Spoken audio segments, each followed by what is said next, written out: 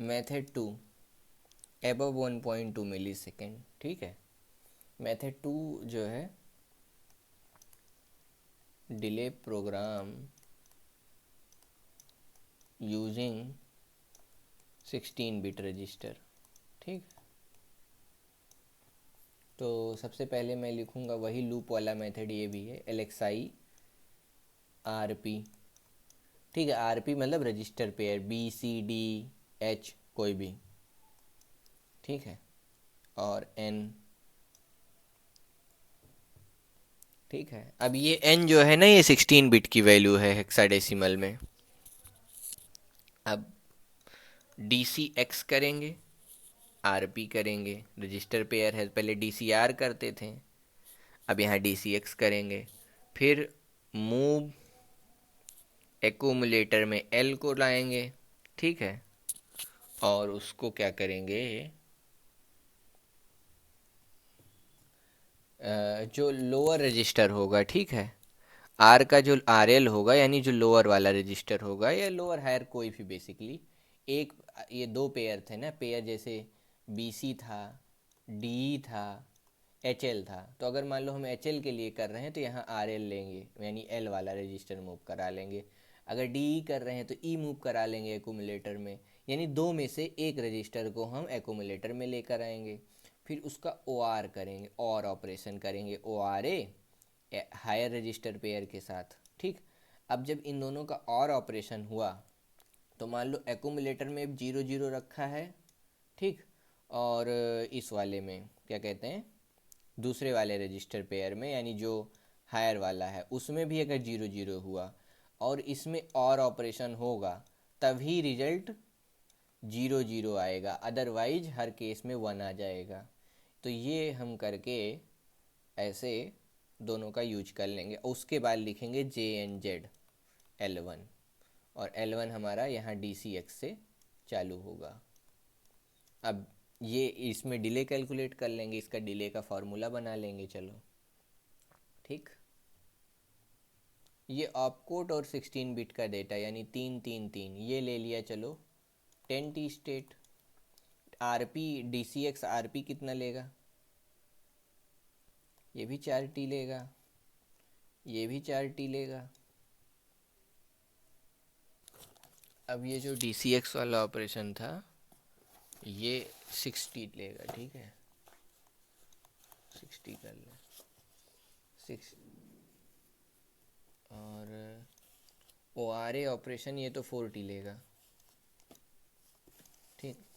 और ये वाला जो है ये 70 या 10T लेगा, पहले 10T लेता रहेगा और लास्ट में जब फेल हो जाएगा तो 70 लेगा। इस केस में चलो इसको अब फॉर्मूला बनाते हैं।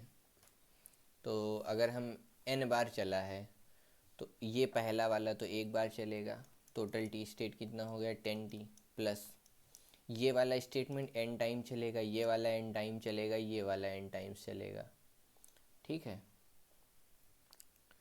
यहाँ तक तो सब ये तीनों स्टेटमेंट n टाइम्स चलेंगे, तो यानी n times 6 + 4 + 4 T states, plus ये जो लास्ट वाला है ये n-1 टाइम चलेगा, n-1 into 10T state, plus अब ये n-1 टाइम्स चला है तो 10T स्टेट लिया है, और लास्ट वाले जो nth टाइम है उस पर ये लेगा 7T स्टेट। तो टोटल ये हो गया। अब इसको सॉल्व करते हैं, ये हो जाएगा -10 यहाँ हो गया, -10 + 7 हो गया -3, और 10 में से आके 3 घटा तो ये हो जाएगा 7, ये आ जाएगा +7T। इसको जोड़ते हैं, 6 4 10 4 14 10 24, 14N + 7T आ गया इसका, ठीक है, टाइम। अब हमको डिले प्रोग्राम लिखना है। डिले दिया गया है 20 मिली सेकेंड का, और फ्रीक्वेंसी दी गई है 3 मेगाहर्ट्ज़। तो चलो सबसे पहले हम लोग निकाल लेते हैं कितने T स्टेट चाहिए होंगे हमको, ठीक है। नंबर ऑफ T स्टेट कितना आ जाएगा, 20 है टोटल टाइम, और फ्रीक्वेंसी है तो फ्रीक्वेंसी को टाइम में कर लेते हैं, 1/3 इंटू 10⁻⁻6। इसको सॉल्व करेंगे तो ये आ जाएगा 60 इंटू 10⁻3 यानी 60,000 टी स्टेट्स आएगा। ठीक है, ये हमारे अब n की वैल्यू निकालते हैं। ये कैलकुलेशन ऑफ t हो गया, ऑफ t पहला स्टेप। अब दूसरा स्टेप करते हैं कैलकुलेशन ऑफ n। ठीक है, पहले स्टेप में हमने ये क्यों किया, अब हम n के लिए देखो ये 20 मिली सेकेंड का डिले है, तो पहला वाला मेथड नहीं यूज कर सकते जिसमें 8 बिट का रजिस्टर यूज किए थे लूप में, यहाँ 16 बिट वाला यूज करेंगे। तो उसके लिए क्या फार्मूला है, 60,000 is equal to 24n plus 7 उधर जाएगा तो ये हो जाएगा 24n is equal to 60,000 minus 3।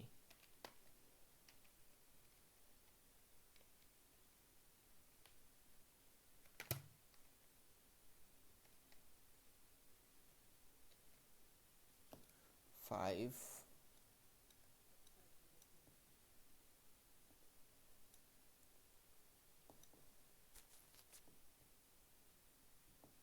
ठीक है, 597। अब इसको 24 से भाग कर देते हैं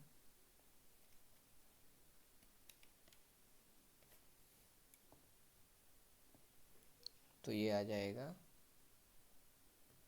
n इज इक्वल टू 2499।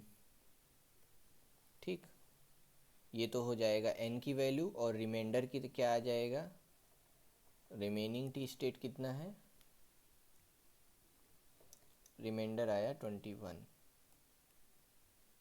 इस 7 इधर जाके सब्सट्रैक्ट होगा तो ये 5993 हो जाएगा यहाँ। हाँ ठीक है, और इस केस में अब जो रिमाइंडर आएगा वो सॉल्व करने पे क्या आएगा, रिमाइंडर आएगा 17। ठीक है, 17 टी स्टेट का रिमाइंडर आ गया, और ये हो गई n की वैल्यू। तो अब चलो ऑप्टिमाइज करते हैं, मतलब सॉल्यूशन लिखते हैं पहले। तो यहाँ अगर मैं कोड लिखूँगा तो कोड यही वाला लिखना है, इसको चलो लिख देते हैं एक फॉर्मेट में। LXI H रजिस्टर हमने यूज कर लिया। ठीक है, अब ये 2499 है, पहले इसको हेक्साडेसिमल में कन्वर्ट करते हैं। तो ये है डेसिमल, इसकी हेक्साडेसिमल में वैल्यू कितनी आएगी,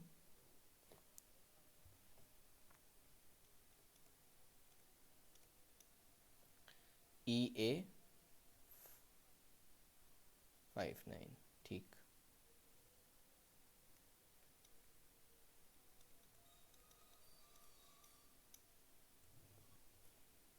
फिर हम लिखेंगे DCX H।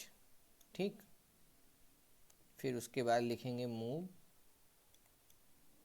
A, L एकोमोडेटर, L lower, फिर ORA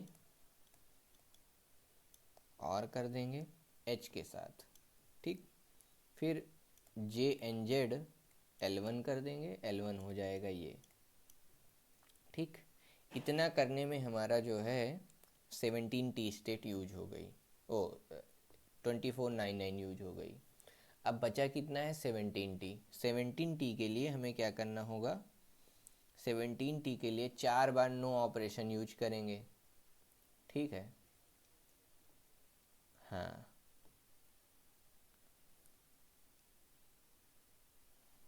तो 4 बार नो ऑपरेशन लिख देते हैं पहले, NOP NOP NOP NOP। ठीक, अब एक टी स्टेट की 1 टी स्टेट की यानी हम टोटल 16 टी स्टेट यूज कर पाए, 1 टी स्टेट की एरर आ गई। अगर इसको हम टाइमिंग में कन्वर्ट करें कितने सेकंड की एरर है, तो 1/3 माइक्रोसेकंड की एरर हो गई यहाँ पे। ठीक। मैं एक चीज़ और सोच रहा हूँ, यही सेम प्रोग्राम है, इसको थोड़ा और अच्छे से अगर करना चाहूँ तो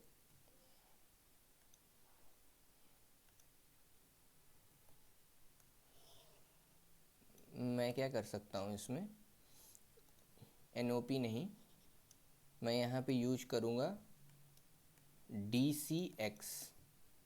ठीक है, DCX H, एक बार और कर लूँगा DCX H, जीरो के बाद जीरो जीरो फिर से एक बार और चल जाएगा। ये कितना लेगा, 60 स्टेट। ठीक। उसके बाद MVI A कर लेते हैं, चलो कुछ भी कर लो, MVI A कर लो, एक रजिस्टर A ही यूज कर लेंगे, A,00H। ये लेगा 70 स्टेट, 7 6 13 हो गया। ठीक है, ये हो गया 13 और प्लस NOP कर दूंगा, ये हो गया 4, टोटल 17 का हो गया यहाँ पे, ये 100%।